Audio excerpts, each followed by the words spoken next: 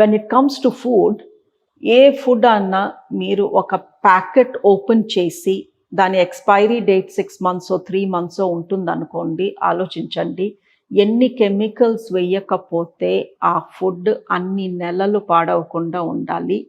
Especially crisps, potato chips, వాటి పైన ఉండే మసాలా పౌడర్లు, ఉప్పులు, కారాలు నెలల తరబడి పాడవకుండా వాళ్ళు ఆడే preservatives and colouring agents.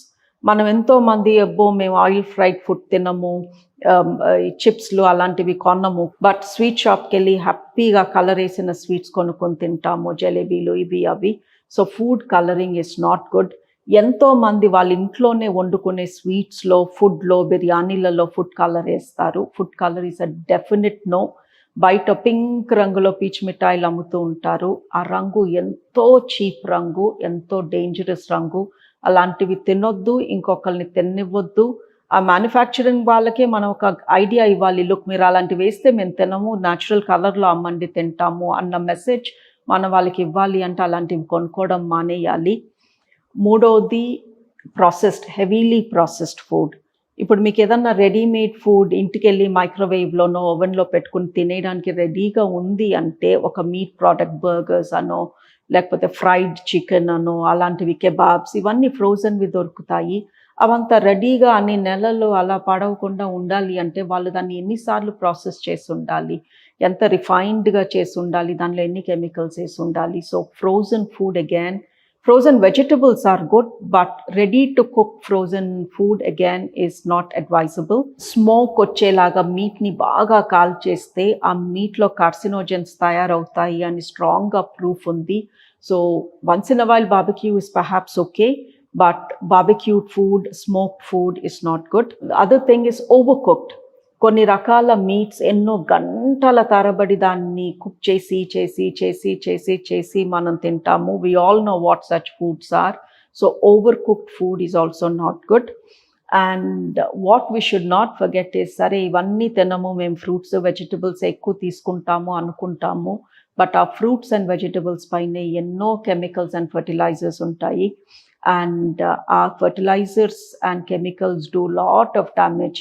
This is where the healthy eating people, మేము ఎంతో హెల్తీగా తింటాము, హోటల్లో తినము, ఇంట్లోనే వండుకుంటాము, వెజిటేరియన్స్ని, మాకెందుకు క్యాన్సర్ వచ్చింది అంటే ప్రాబబ్లీ వాళ్ళు తినే ఫ్రూట్ అండ్ వెజిటబుల్స్ పైన కూడా ఎన్నో కెమికల్స్ అండ్ ఫర్టిలైజర్స్ ఉండుండొచ్చు. సో విటల్ ఏది కొనుక్కున్న పచ్చిది తినొద్దు, తినే ముందు కొంచెం ఉప్పు నీటిలో కొంతసేపు నానబెట్టుకొని తినమని.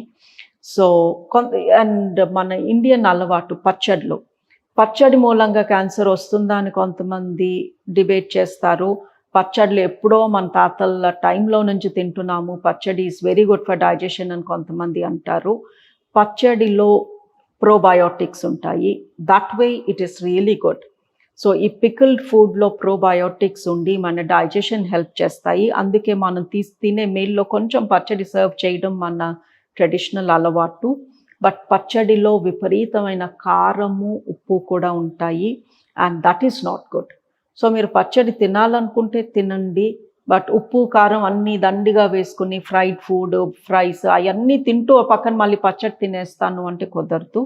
సో మీరు పచ్చడి తినాలి, దాని బెనిఫిట్ రావాలి, బట్ క్యాన్సర్ రిస్క్ పెరగకూడదు అంటే, ఇప్పుడు సే ఫర్ ఎగ్జాంపుల్ పెరుగు అన్నంలో పచ్చడి తింటున్నారు అనుకోండి, దాని అన్నంలో ఉప్పు తగ్గించండి, కూరల్లో ఉప్పు తగ్గించండి, then eat the pachadi. So it's in moderation, ఏదైనా మోడరేషన్.